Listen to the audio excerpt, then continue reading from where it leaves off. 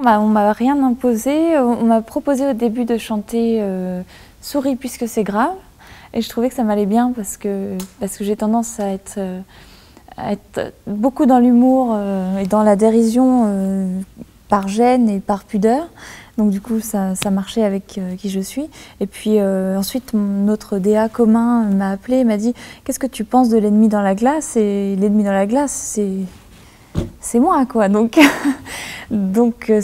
c'était peut-être encore mieux ce choix-là, de choisir l'ennemi dans la glace, parce que c'est quelque chose que je vis chaque jour et chaque matin en me levant, quoi. Je trouve que c'est vraiment un excellent mélodiste, et du coup je sais qu'on en a parlé lors d'interviews radio ou télé, et qu'il sait que je suis en train de préparer un album, en plus avec quelqu'un qu'il connaît qui s'appelle Marc Collin, et qui est en gros un des deux garçons de Nouvelle Vague, du groupe Nouvelle Vague. Et du coup j'ai jamais osé poser la question parce que je suis un peu pudique et timide, et que j'ai tendance à vouloir déjà proposer l'écoute de choses que j'aurais faites moi, pour que par exemple Alain s'en inspire et puisse continuer. Donc peut-être que ça va se faire. Mon premier éditeur était chez Universal Publishing, et ça se passait bien, mais j'ai voulu faire un choix.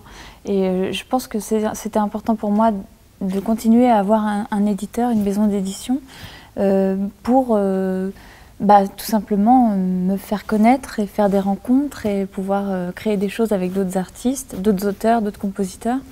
Parce que déjà je ne peux pas tout faire toute seule tout le temps, c'est plus intéressant de mêler un peu les choses et d'en faire des choses nouvelles.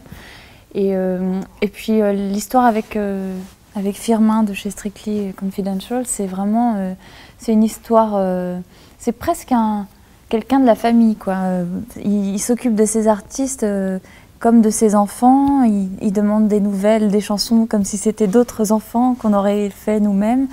Et il est toujours là, et même quand ça, par exemple pour La fille de l'après-midi, il m'a beaucoup encouragée, alors que les textes étaient quand même assez compliqués et pointus, et que c'est justement ce qu'on m'a reproché via les radios, par exemple. On m'a dit non, on ne peut pas passer ça, c'est trop compliqué, c'est trop complexe, les mélodies sont trop déstructurées. On m'a fait beaucoup de réflexions, et Firmin m'a toujours dit non, tu écris comme tu écris et tu composes comme tu composes, et moi j'y crois et je te pousserai toujours, je serai toujours derrière toi. Et puis du coup, effectivement, quand j'écris pour d'autres personnes, il est ravi pour moi, il me dit tu vois, il faut que tu crois en toi. Et c'est pour ça aussi que je l'ai choisi et que j'ai choisi cette maison, parce qu'il y a un rapport très familial entre nous et de soutien, et voilà. Et puis aussi de qualité et d'élégance.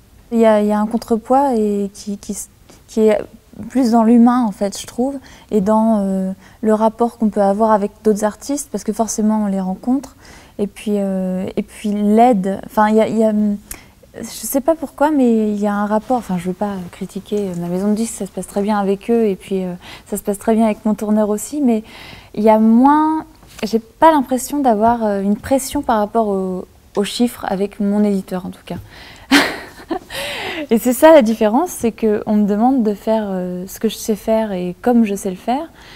En tout cas chez Strictly, hein, parce qu'ils pourraient me dire vas-y, envoie du pâté, fais-nous des tubes. Ils aimeraient beaucoup que j'ai un tube qui passe en radio, même si c'est pas moi qui le chante. Mais il y a quand même ce truc qui fait qu'ils continuent de croire en la fille en qui ils ont cru, telle qu'elle à la base, quoi, brute. Et c'est ça, c'est peut-être ça la différence. Et après, ma maison de disques croit en moi, et merci d'y croire encore. Et mon tourneur aussi, donc je crois que je suis assez bien entourée quand même.